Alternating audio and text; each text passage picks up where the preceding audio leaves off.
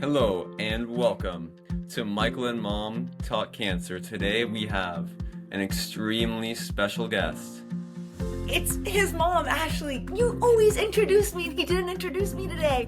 Gosh, Rob, he is so excited about you that he forgot to say that his mom is next to him, but that is okay.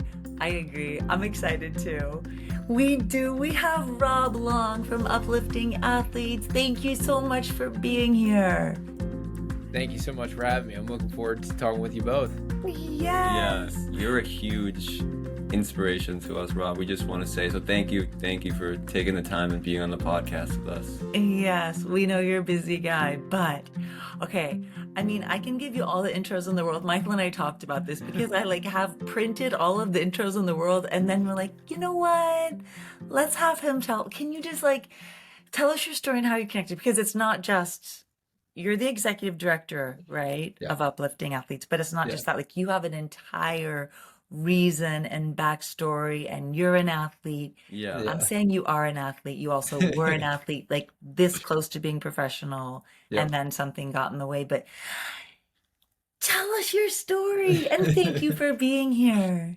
Yeah, I'm thrilled. I always try to take advantage of the opportunities to kind of share my story because I know uh, I'm not unique in what I've gone through, but I know I am a little unique with the platform that I've been afforded, especially when I was diagnosed. So um, my kind of backstory is that I had an opportunity coming out of high school to play football at Syracuse University. I had the unbelievable privilege of receiving a full scholarship to play football. It is the You are reason being that so humble. Yeah, you're being You're humble. being so humble. He it's is so the humble. Yeah. it's the reason I went to Syracuse. They gave me an opportunity. I went there. I had an awesome career at Syracuse, and really I got to start as a true freshman. I played 4 years, and heading into my senior year, I was pretty much, I had the mindset that I just need to keep doing what I'm doing, and I'll get to play in the NFL.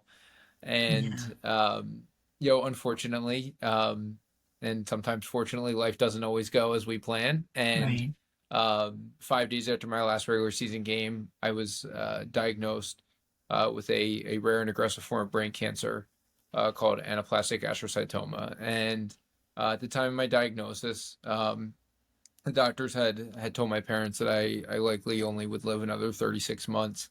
Um, and Wow. the 5-year survival rate of my cancer was 15%.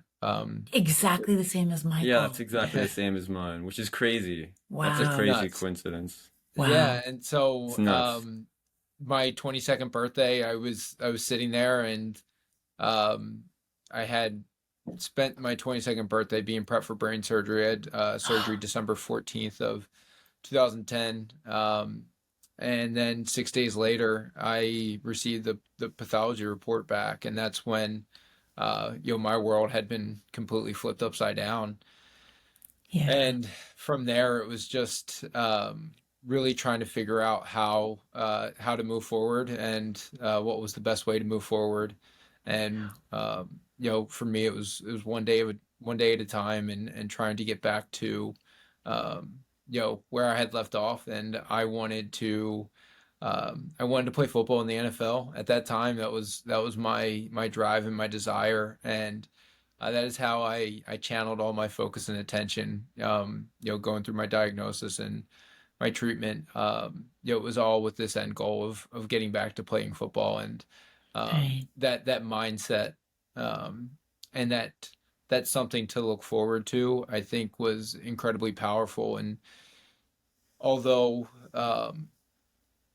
the destination changed along the way, I feel like that the journey that I took was one that was incredible, and that I learned so much about myself. I learned so much about Cancer does other, that. yeah, yeah, Yeah. learned so much about other people, and I can sit here, 12 and a half years later, and it was probably one of the greatest gifts I've ever received. And I've been able to live a life ever since that has been incredibly fulfilling and has changed, kind of what I value and what my goals are in life. From when I was, 21, 22 years old to where I am today. And I think, my diagnosis forced me to mature quite a bit Yeah. at a young age, and it gave me a lot of perspective that I think um, has really shaped who I have become and the stuff that we have done, even now working with uplifting athletes. And so yeah, it's been a wild ride, and incredibly thankful for every step along the way. Wow. How you said it was 5 days at the end after the end of your senior year football season. How did you make it through the season? Because you must, I Yeah, you mean, must have been so tired because I you, was I exhausted before I can't, got diagnosed, so I can't what were imagine your you. symptoms? Yeah, Yeah, what like was it like? how did you get through the season? It was it's pretty wild to look back at. Yeah. At the time, um, my first symptoms looking back, our first game senior year was at the University of Washington. We played in Seattle. We flew from Syracuse to Seattle, got off the flight, went to the team dinner, and almost immediately started, feeling sick, and spent the entire night in the bathroom. I don't think I slept much. I was vomiting. I was sick. I had nausea. I was all these just didn't feel right, and um, it pretty much lasted up until till game time the following day. I was sitting in the locker room just trying to kind of find some balance and drinking a ton of Pedialyte and Yeah. fluids and just trying to kind of get myself prepared to play a football game. And went out, played, had a great game. We flew back home, and That uh, is the athlete mindset. That's all yeah, I'm gonna Yeah, say. that is. yeah, That is literally such, yeah. yeah, that's So crazy. every time, what we found out was every time we flew for an away game, I was getting sick, and it was the air pressure change. Part of my tumor in my Wow. brain was actually partially liquid. It was expanding with the air pressure of the flight, Oh and my, expanding its kind of size within my brain, and kind of throwing my balance off, giving me headaches, all these kind of, weird issues that you just wouldn't expect for, somebody at 22 years old. And what so did you think? I thought I had food poisoning. Like, I thought, yeah, so because it would happen because, our schedule, we land, right. in whatever city we're in on a Thursday evening or a Friday evening, and we go to dinner and we'd eat, and then by the time dinner would set in, it was like, oh, like I'm not feeling well again. I must have not eaten something, or I must have eaten something not what right. And the challenge was is that as we got further into the season, more symptoms started to present, right? I was starting Right. to have headaches regularly. I was starting to have trouble with my eyesight. I started to walk into practice and the light seemed really bright. And so all of these kind of things where you're sitting there going, man, like the world around me seems different. The lights seem brighter, and things were harder to read on the board. All these kind of weird symptoms, and I'd have headaches. I'd lay down before practice and I'd have a headache until I got up and got moving. And what we were learning was that when I was laying down, either when I slept at night or took a nap during the day, my spinal fluid was going into my head as it does for any normal person when they do that. The challenge was I had a large tumor in my head, and it was causing my brain to be so, and my body to be so off kilter because it was just so full.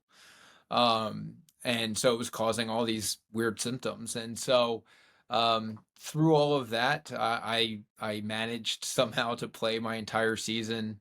My senior year, I finished, I think, in the top 10 in pretty much every Oh category, my That's good God. insane. as a punter. And You're 21. You're yeah, 21. You said you were diagnosed and then you like turned 22.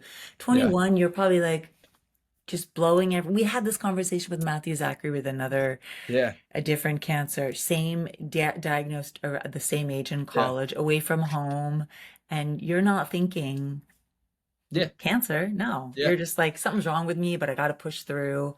Yes. Oh my Exactly that. God. Yeah. And so it was that kind of um that stubborn, attitude of probably most 21-year-old boys, and then throw on top of the fact that I was playing football at a Division Yeah, One program, and you just walk around feeling invincible, and that you can just shrug this off and on to the next thing. I have practice to get to, I have class to get to, I have a game to play. All of that was the priority. It was never, Mm-hmm. I need to take time and figure out why I don't feel right. And of course. um 21, you're invincible. That was the word that yeah, came to my mind. You're invincible. 21 and an athlete and Yeah. So taking care of yourself. so I Yeah. want to know a little bit about what treatment looked like for you because you got yeah. diagnosed and then But I'm wait, did your sure, mom, like, how did you even end up going to the doctor? yeah. I Um say mom. I shouldn't say mom. I should say yeah, mom or dad or caregiver or. so I the day that they found the tumor, I was on campus. I was working with the team. The season had just ended. They said that they basically wanted to send me for an MRI to essentially rule things out at this point. From there, it was got the MRI, got back to the team facility. I met with the team doctors, and I walked in to meet with the team doctors and the entire training staff's in there, a handful of my coaches, Oh, just a ton of support, which generally meant you had a season-ending injury. Um, right. so I walked in, I saw everybody, and I was like, oh, well, this isn't good. I'm sure. And nobody laughed at my little joke, and I was like, oh, well, I guess this really isn't good. So what's happening? And they told me that I had a large growth in my brain and that I needed to see a specialist first thing in the morning. And so I was like, okay. And I knew, how my mom would handle that information. So my default was to call my dad and say, you know, this is what's happening. And I called my dad, and he said, my dad at the time was working night shift. He was on his way into work, had just left my mom at my aunt's house. And I called him. I said, hey, uh, they found a growth in my brain. I'd see a specialist in the morning, and that's about the extent of what I know at this point.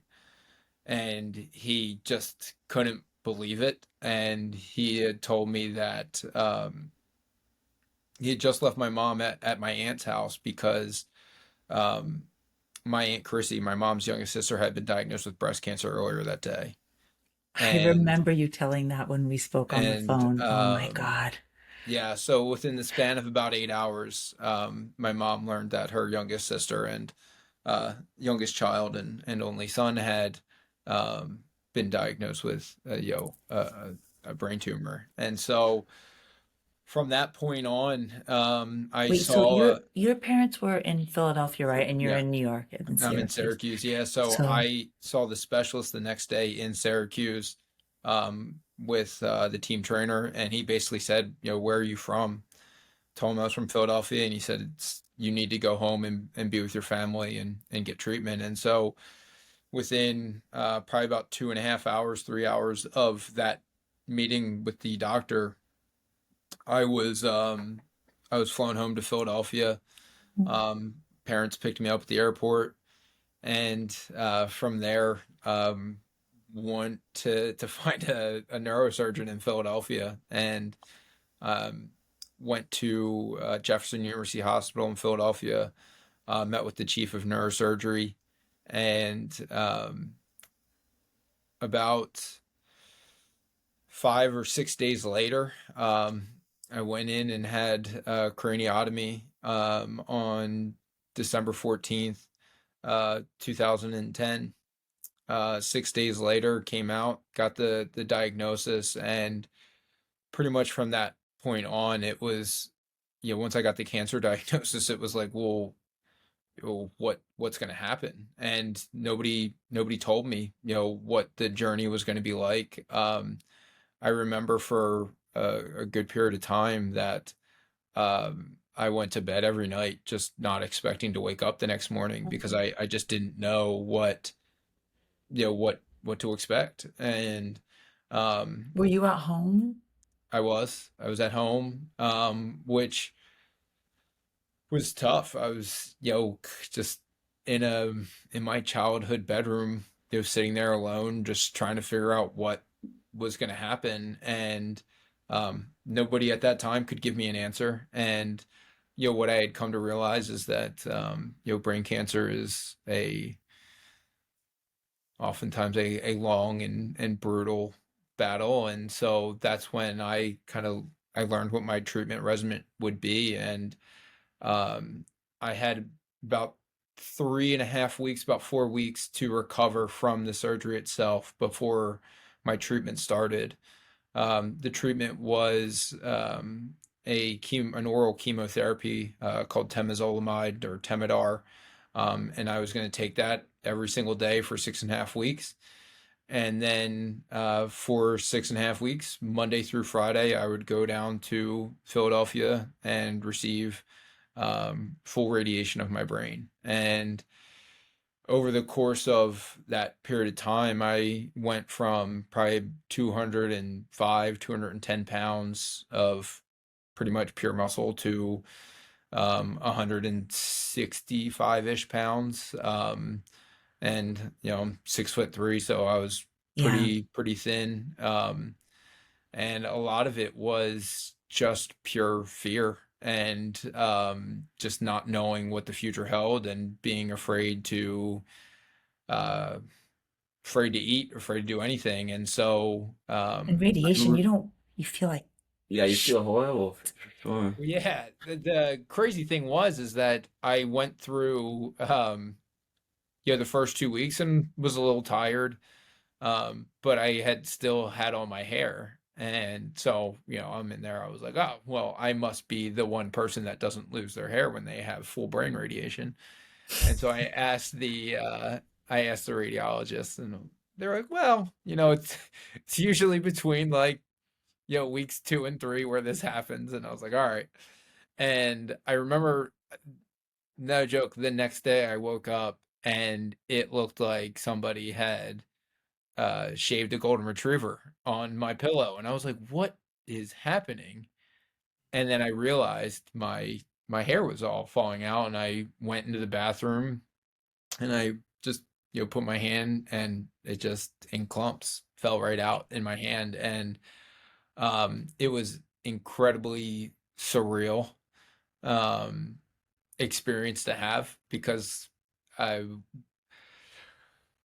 weeks ago I was playing Division 1 football, and now I'm standing in front of a mirror like men watching all my hair fall out. And so it was a wild experience. And so I went through the first round of chemo and radiation through that month and a half, and then went to go get a basically a checkup scan.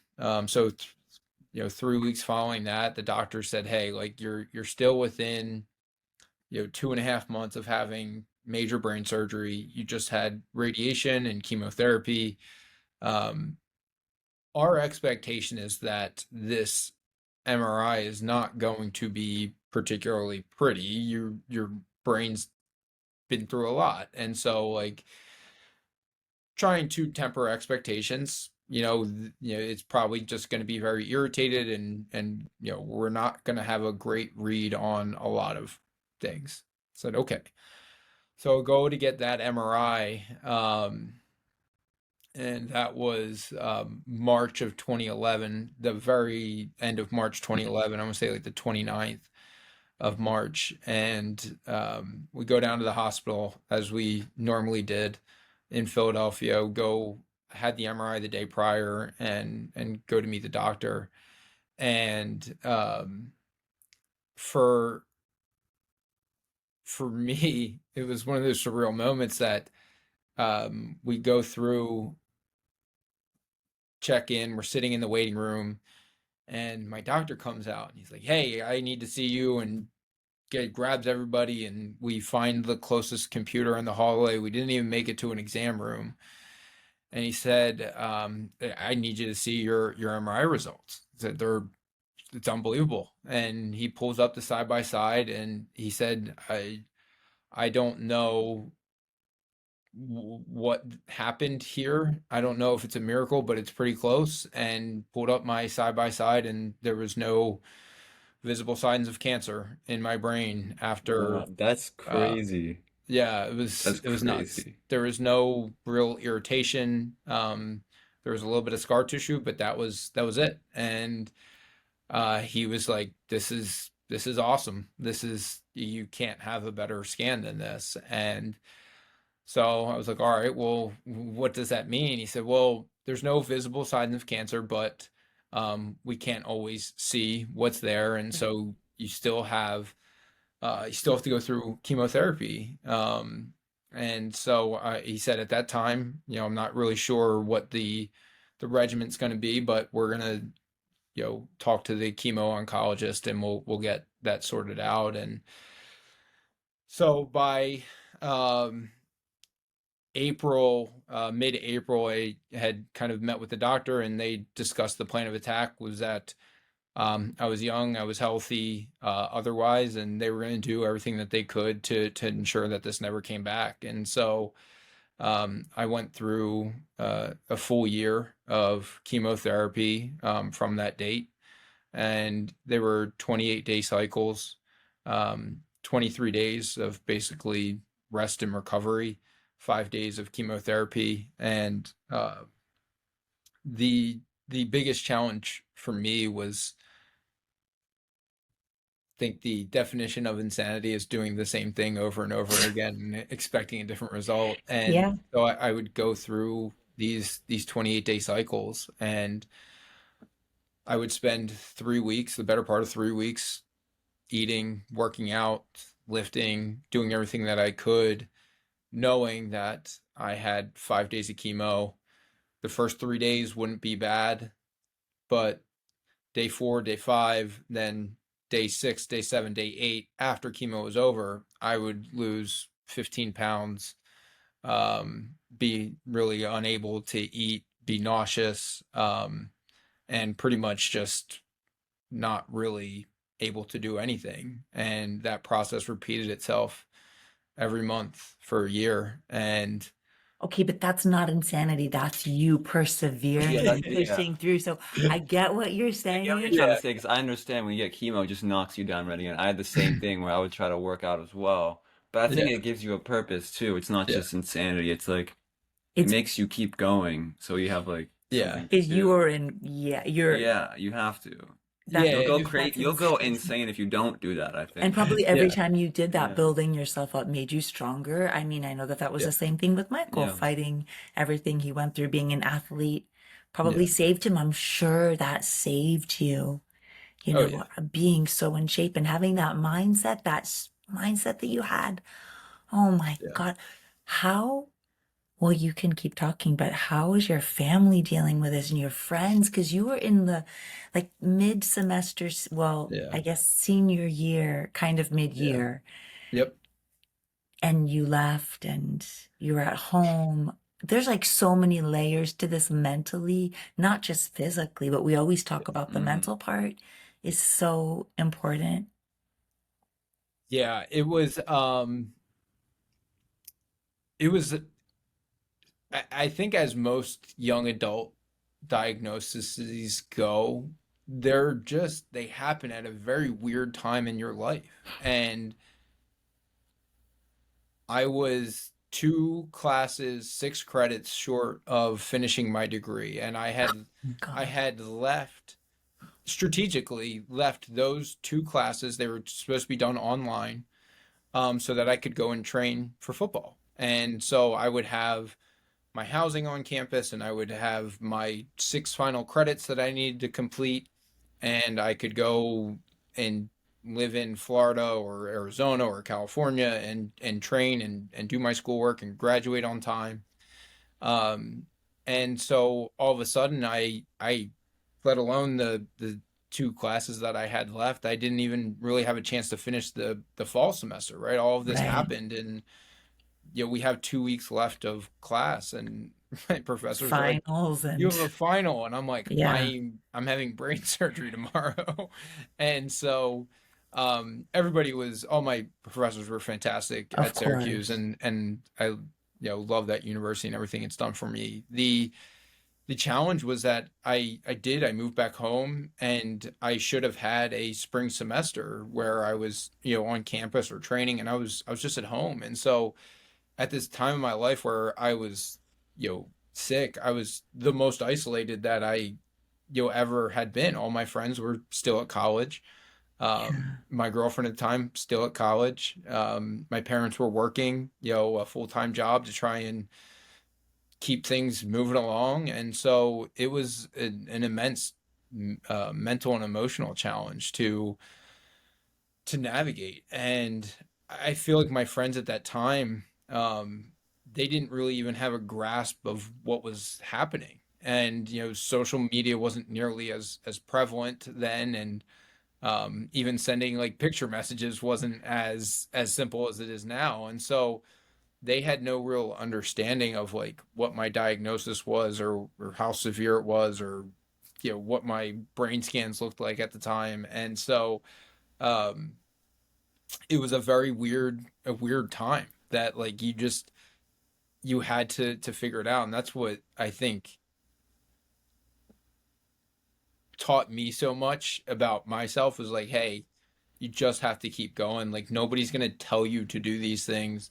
It is literally the discipline and desire to get better that is like has to come from within, because I'm sure you guys know, like it's not easy getting to treatment every day. It's not like, Oh, oh, let me go take my chemotherapy pills every morning. You want to get better, but it's also these things that kind of destroy you from the inside out. And so yeah. the mental fortitude that it creates is something that I feel like I'm glad I went through it when I did. And it's made a lot of other things that I've faced in my life a lot easier, because I have the perspective of what the difficult things are. And I think that's been true for my family as well. My mother is one of the most incredibly resilient people that I've ever met in my entire life, and she's Mine too. yeah, she's an inspiration for me every day. And I think to see them, both my parents and my sister and my wife now, knowing what they went through, and they were just as much a part of it as I was. And in some ways, I feel like I was the lucky one, because it was me, it was my body. I had some sense of at least control or acceptance of such thing, where I was glad I was dealing with it, um, and they weren't. Did you I ever wasn't. go to therapy by any chance? What's that? Did you go to therapy? Oh yeah. Oh I So yeah. wanted to ask you about that because I went to yeah, therapy when I was first diagnosed, and that helped me a lot too. I did not go to therapy until about 5 years ago. So about 8 years Okay. Okay. after my diagnosis. And this is one of my chief complaints, is that nobody at any point told me that, hey, you might deal with post-traumatic stress disorder. You might deal with um, some social and emotional anxiety, and all of these things that happened because of my diagnosis. I went from basically being told that my life was finite, that there was a clock ticking, that I was going to die. It was just a matter of how many weeks or months it was going to be from the time of my diagnosis, to um, all of a sudden, like, hey, you have a clean MRI. Like you're gonna we'll see how it goes, but this is good. And for the first 5 years of that journey, you're just waiting for the shoe to drop. And Yeah. I could not at any point even fathom my life past a certain age. And I remember like when I was diagnosed, I was praying. I was like, hey, if I could turn 30, like that'd be awesome. Like give me 8 more years, give me 7 more years, and like trying to negotiate. Um I feel that same way. I yeah. And JJ's yeah. this colorectal cancer guy we interviewed, the same thing. He was like, It's let the me just same make it to thing. 30. He's now Yeah. about to turn 36 and That's he's awesome. yeah. I Yeah, you literally went from and I'm sure, if you're almost a professional football player, that means the training that went into it. So this was your life. Yeah. And it just like we always say it flips on a dime when you're diagnosed with cancer, but literally like for you, I cannot even imagine that. Like the way you flip from this whole team mentality, first of all, for training every day, and then everything just like taken from you, which is what cancer does. But I'm just trying to wrap my head around it. And you're still trying to work out. And then not knowing if you're going to live weeks or months. I can't believe you didn't have a therapist all that Yeah. time. Yeah. I'm just like, I don't know how you did it. And it's Yeah, crazy to me, it everything that would you've accomplished like Yeah. today after this, 12 years later. And I want to kind of hear the story about how you Yeah. got to creating Uplifting Athletes and what you did after your cancer diagnosis. Because once you were done with treatment, what was your next step? Like, did you want to go back to football? Like, what were yeah. you thinking when you finished treatment? And how did you get to where you are today? So after I finished treatment, and even going through treatment, my goal was to play football. Yeah, I'm And sure. I had, and really more than wanting to play football was that I wanted to get to a point where I felt personally that I had gotten back to being as good or better than what I was when I was in college. I did not want my diagnosis to define me. I didn't want my diagnosis to choose when my career was over. Yeah. I wanted to make those decisions. Um, so I spent, about 2 years after my senior year trying to play football, and a year of which I was going through treatment, but the second year Wow. was out. And it's just something I worked really hard at, and I tried out for probably about a dozen NFL teams. And the challenge with, being a punter, um, is that there's only 32 jobs in the world for what you want to do, Yes. and every Yes. job is filled the year prior. So it's not only being good enough, it's the opportunity and the timing. And for me, I had gotten to these workouts, and I would have great workouts, and they just would say, "Hey, like, did great. We'll keep you in mind if somebody gets hurt, or we need somebody. But for right now, like, we'll put you back on the list, and we'll give you a call if we need anything." And so that was pretty much it. It was like going through that process, and then there was one final workout in Arizona that I basically had just said,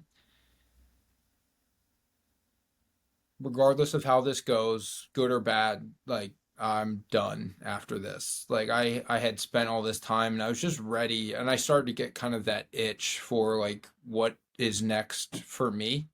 Um and so I went, did the workout, had a good workout, talked to a couple teams, and pretty much said, like, if somebody calls me and offers me a job, I'll take it. But other than that, I'm gonna start to move on and figure out what else I wanted to do. I had really went into this whole process thinking that I had to solve brain cancer by kicking a football, and that the only way that I'd be able to redeem, myself or my story was to go play professionally. And somewhere along the way, I realized that that wasn't the case. And for the majority of that 2 years, I really wasn't enjoying myself. Like I wasn't having fun playing football. I was putting so much pressure on myself because I wanted to, for all the people that had been diagnosed with brain cancer, for all the people that were dealing with a cancer diagnosis, I wanted to show that this could be done. And uh, somewhere along the lines of going through this day in, day out, I realized that I could do far more than just punt a football. And that's when my teammates started the Syracuse chapter of Uplifting Athletes in my honor in 2012. Um, it gave me something to hang on to. And so I would go back to Syracuse and I would talk to the team and I'd talk in the community. We'd raise money for the mission of uplifting athletes, and it was amazing. And um, I went and got a couple of jobs. I was doing sales, doing this, doing that, and nothing felt any bit fulfilling except when I would go and get to do something with uplifting athletes. And so I reached out to the founder of Uplifting Athletes in 2016, and I said, "Hey, is there any chance I could, join the organization full time?" At the time, Uplifting Athletes had one full time employee. I was the second full time employee. Yeah, it was Um, still small. Super small, and Right. so I joined the organization full time in 2016, and for the first year working there, I really just tried to learn. I had never really worked in nonprofit before. I didn't really understand um, how we could leverage what was unique about uplifting athletes to have an impact on the community, the rare disease community that we serve. And so I just kind of absorbed. I learned. I went to meetings, conferences, talked to people, and just really wanted to learn what can we do as an organization to make your lives better. And I learned a lot. And a couple years later, I was promoted to the executive director role of Uplifting Athletes. Um, Woohoo!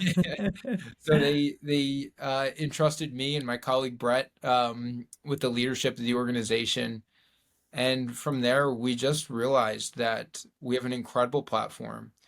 The rare disease community is an incredible group of people, and we can leverage this platform of sports to generate conversation around rare disease, around research, around medical research. And we really wanted to reimagine the way that we funded medical research. And so in August of 2018, we launched this program called the Young Investigator Draft.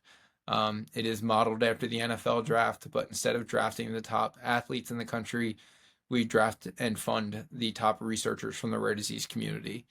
I And so love That's this. so cool. I love this so much. it's been um, it's been an awesome program, one that is near and dear to my heart. It is something that we launched in 2018, and I didn't have a whole lot of an idea of what I was doing at the time, but it's gotten better each year, and the impact has been remarkable. Through that program, we've been able to partner with 33 disease-specific patient advocacy organizations in the rare disease space. So these 33 organizations, is it's a lot. it's a lot of It's a different lot. ones. Collaboration is very important to me. Think about us as an organization. We're supposed to represent the more than 10,000 different rare diseases. We can't be an expert on all 10,000 rare diseases, but what we can do is find the partners who are experts in those specific diseases. They nominate researchers in their disease state that are doing great work, early stage research, and we partner with them to fund grants for those researchers. And since we launched that program, we've been able to fund 44 different researchers and over $820,000 in research grants for rare disease research. And so next year, our next young investigator draft in February of 2024 will go over $1 million in research grants funded. Wow. Um, Yes. That's yeah, awesome. so That's it's awesome. that's awesome. I mean, I was just listening to you talk and thinking how you had this dream to be, like you said, to be a punter, but you are just touching, like, I just can't, the amount of lives that you're touching, where that actually led you. Like, you did go along that path, but then it led you to this, which led you to the chapter of uplifting. So, can you explain the connection of athletes to, so they're raising awareness? Is that Yeah. basically the way it works? Is the athletic connection is that the athletes are raising awareness to the foundation to raise money for the grants for the research? Yep. And so Okay. what we say is we basically live at the intersection of sports and rare disease. Not all of the athletes that we work with have rare diseases or have Right. a direct connection to the cause. Really, what we're doing is providing the platform for those athletes to do what they're already doing to support specifically the mission of uplifting athletes in the rare disease community. And so it's been really amazing. We've grown the number of collegiate chapters that we work with. We have on over 33 different campuses and universities across the country. Schools Okay. like Penn State and Syracuse and Wow. Notre Dame and Florida State and Clemson. And The really, big ones. yeah, we got a lot of Yeah. big schools that we work with. And really the idea um, and why we believe this platform of sports is so important is that if you think about the rare disease community specifically, is so few people really understand what a rare disease is or how big the rare disease community is. There's over 10,000 different rare diseases. They impact 1 in 10 Americans. So there's over 30 million people living in the United States with a rare disease. One in And 10? yeah, and so Whoa. the really big challenge that we have is of those 10,000 rare diseases, 95% of people do not have an FDA approved treatment. I was one of the lucky 5% that had access to an FDA approved Right. treatment. And um, so we have over 27 million people that have a rare disease and have no access to a treatment. And so that's really what we're trying to change. And the reason the athletes are such an important role in all of this is that they have the ability to reach outside of the rare disease community, Right. bring the awareness and the support that is required. It's not just the people that are diagnosed or that are living with a rare disease that are going to be the ones that are able to single-handedly make all of this progress.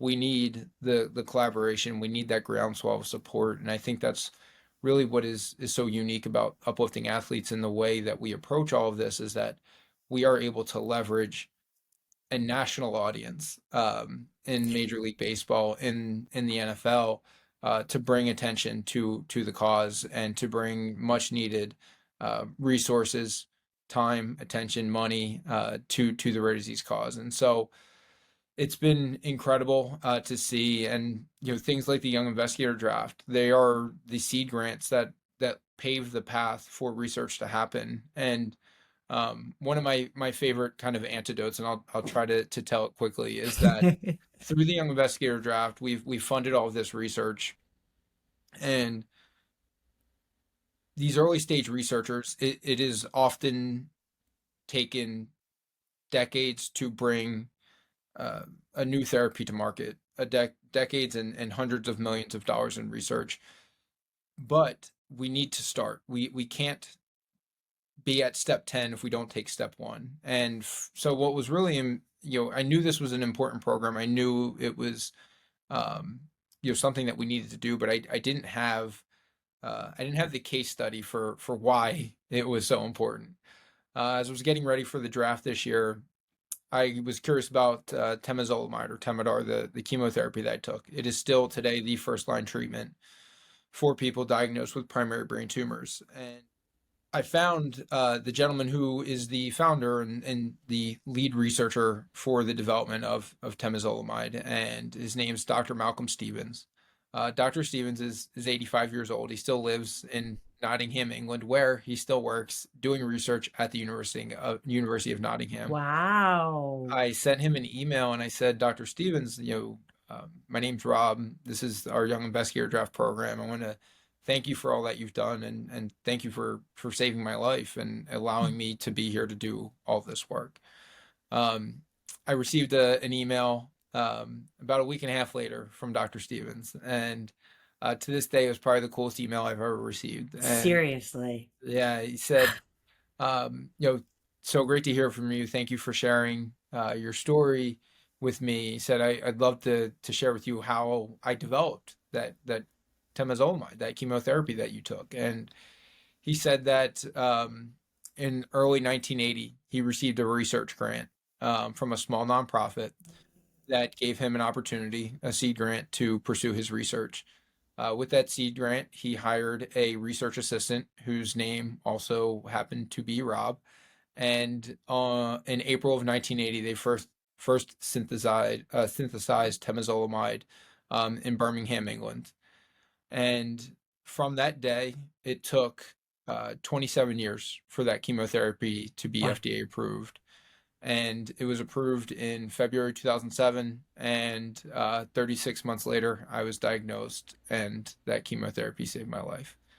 And so when we talk about the importance of funding this research, my message to those researchers is that my hope for you is that you take this research grant and you're able to create from it something that helps people within the disease state in which you're researching, and even more hope that you have the opportunity decades from now to meet the people whose lives you've Mm. changed and you've saved. And so that's why we continue to do what we do. It's why we believe in funding early stage research. We believe in investing in these researchers who are willing to take on these challenging tasks um, of researching some of the most rare and sometimes complex diseases that we have, but are doing it with the hope of not only being able to help people with those specific diagnoses, but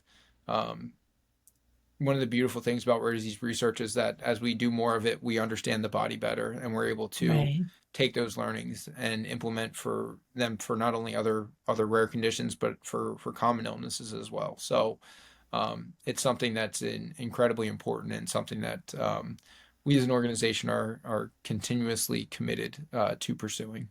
Yeah, I love that so much. I do I too. mean, th this whole conversation so far, it's been like so informative and so real and raw. And we're so inspired by you, everything you're doing, and I also just love Michael shares this perspective. I've heard him say it, and not everyone can say it, but how what you went through has kind of become a gift. Yeah, And I'm just like thinking of all, I know I said it before, but all the lives that you have touched. yeah, And I agree with you, the seed grants, it's like investing in our children. You yeah, know, you're yeah, investing in the yeah. beginning stage because it has to start somewhere, yeah, you know. Everyone that gets upset about the multi-billion-dollar businesses of pharmaceuticals or whatever, but you have to start with that idea, and you guys are funding that. It's amazing. It's beautiful. Yeah, and Wow, I love it. we have thank had a pretty serious conversation so far, but No, we want to end with but a few we fun have some really things fun questions we want to ask you. So about these, you. yeah, Okay, about you, just so the audience can get to know you better, and we can end sure. on like a funny note. 'Cause it's been a pretty serious I and real know. conversation. We Yeah, need to, but I love it. But I love it. Like I could literally, we could talk for Yeah, another hour or two, but I think we have yeah, to. All yeah. right. Okay, so who is the one person in the world, alive or dead, who's had the most impact on you in your I know life? that's fun, but sort of fun. Like the one person oh that's had the man, most, that's hard. Gosh, that's hard because you just yeah. talked about this guy, the doctor. You talked about your I mom. You know, talked I about your know. dad, and you're married. Gosh, you better not leave your wife Yeah, behind. I know. Hmm. Honestly, I'm gonna cheat. My parents are the Okay. people that have had the biggest impact. Um they raised me. They are incredible people. Their work ethic, their kindness, generosity are all Oh, things that um I have thankfully had passed down to me, and so I have an immense amount of appreciation for my parents and what they've Oh, done to show me the way. wait, I have to go back to serious. Are you still?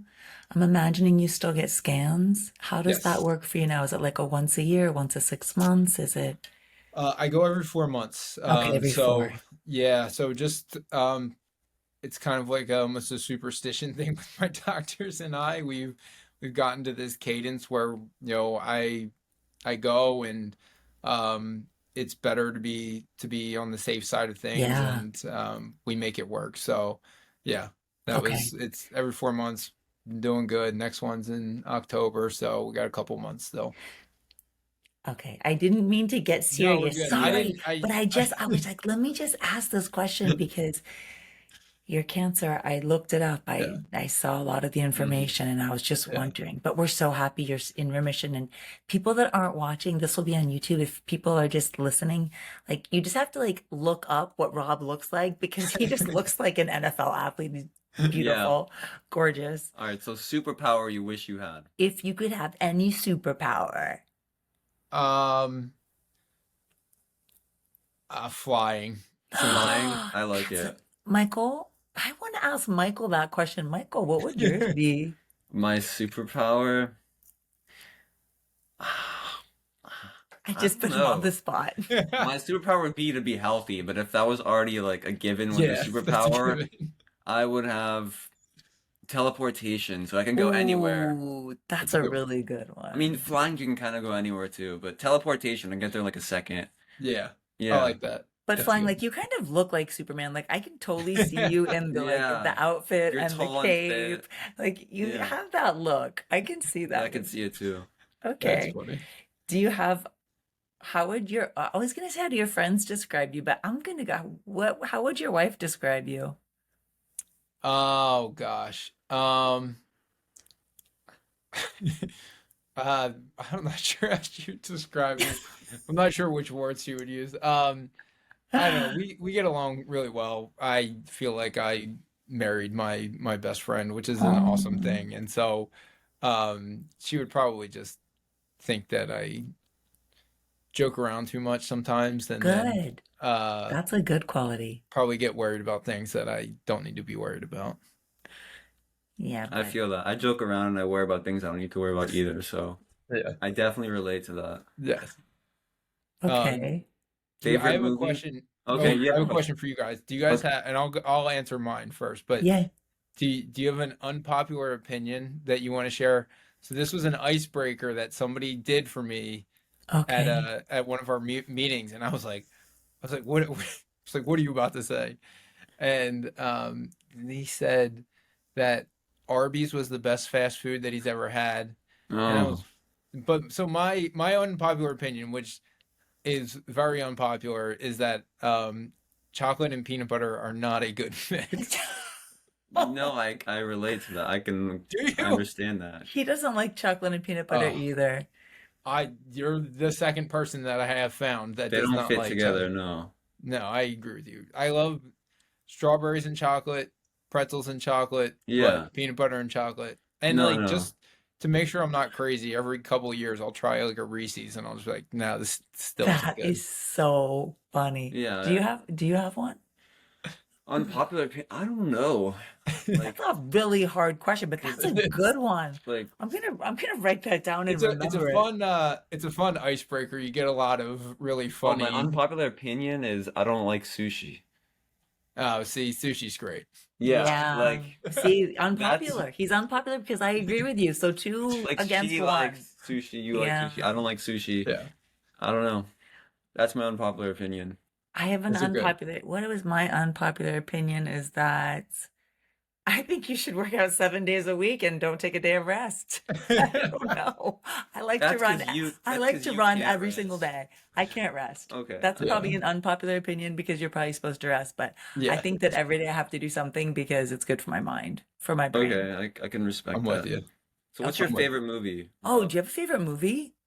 Oh man, we have to decipher by genre, Okay. like drama movie. Like I love Good Will Hunting. Oh, we just watched that movie. Such a good movie. The favorite movie. Yeah. Like comedy movie. Um, old school or old school and Will Ferrell. Like I can never Yeah. go Yeah, Will wrong with. Ferrell. Yeah. Um, yeah. So those are my We're two on the different ends of the spectrum. we're down with those two. Do you have a favorite book? I don't know if you like to read. Do you have a favorite book? I do. So I will plug one of the books that I felt like I could most relate to is actually one of the ones behind me. It's called Oh, Chasing My Cure. It's Dr. Feigenbaum. okay. So Dr. Feigenbaum, David is a friend of mine. He's been an incredible person, but he is somebody that I met probably gosh, almost 10 years ago now. And he is a physician scientist at the University of Pennsylvania. He is a researcher that um, he found the cure for his own disease. He was Wow. diagnosed with Wow. Castleman's disease. He got into medicine after his mom was diagnosed and passed away from brain cancer.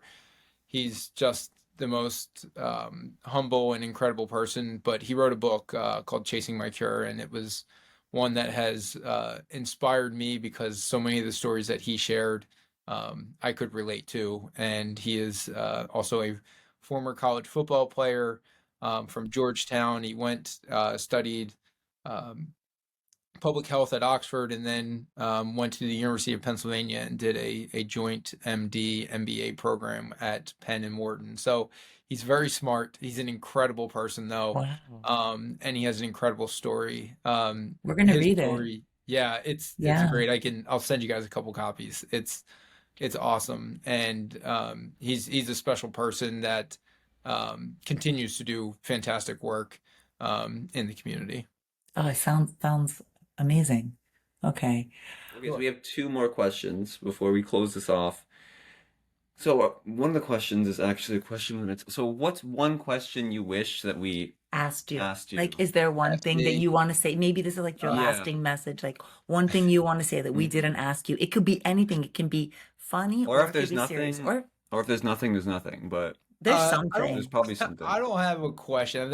I think the one like message Message. uh Okay, we'll take it. yeah, I think gratitude and kindness are the two most Mm, powerful things that you True. can have with you every single day. And I believe that in even in the most challenging of situations, I think it is the default to what is always the best approach. Never know what another person's going through, yes. and just to always be thankful for everything that we have is kind of my way I've navigated all of this is just to have an immense amount of gratitude for everything that I have, and to try and pay forward everything that I've received, and then just trying to be kind to all those around us, neighbors, friends, whatever it is. I love that. Those are You're up our my alley. two things. Yeah, You are up our alley. Gratitude is huge. yeah. Gratitude and kindness. We have a gratitude text I share with my kids that we send each Oh, other our gratitudes. that's Try to awesome. do it every day, but it's really important. Yeah. Okay. This is our like has been our signature question lately. And it is a little bit more serious, but if you did know, and you've been there, if you knew that today was your last day, what would you do? Is there something you would do? Um, I don't know that I can answer this because I know like I truly have um built a life for myself that if I got hit by a bus tomorrow, I'd be fine. I'm Mm. incredibly Love thankful it. for where I am and what I'm doing.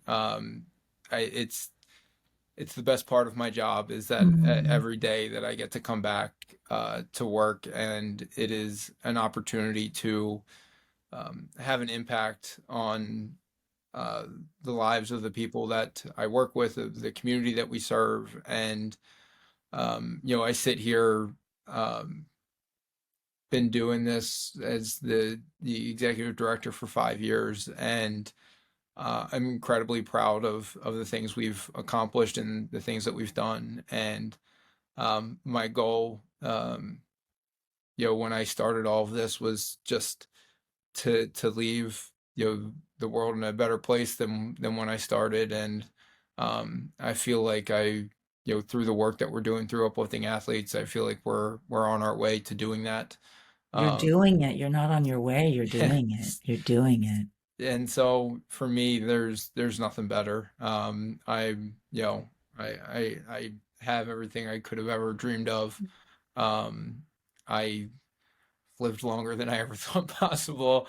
I got married, and I have an unbelievable wife and a home and a couple of dogs, and everything else is just an added bonus. That is the gift of cancer. That Yeah, perspective of that you yeah, really do try to live. It's not every day, but you try to live every day. Yeah. to its fullest. And I think that is the gift. And you just summed it up so beautifully. Yeah, I mean, Oh, thank you so much thank for you. being on our podcast. This has been an amazing episode, and You're such a yeah, beautiful human. Thank you for everything yeah, you're doing, Thank you. for not giving up, for coming on this podcast and talking with us Yeah. and sharing your heart so openly. Thank Of you. course. thank you. Yeah, thank you both so much. It's been an absolute pleasure. For us too. All right, Mr. Kramer. This is an official goodbye from your host, Michael, and And his mom, Ashley. Thank you so much for being here. Thank you for listening, and we will talk soon. Mwah.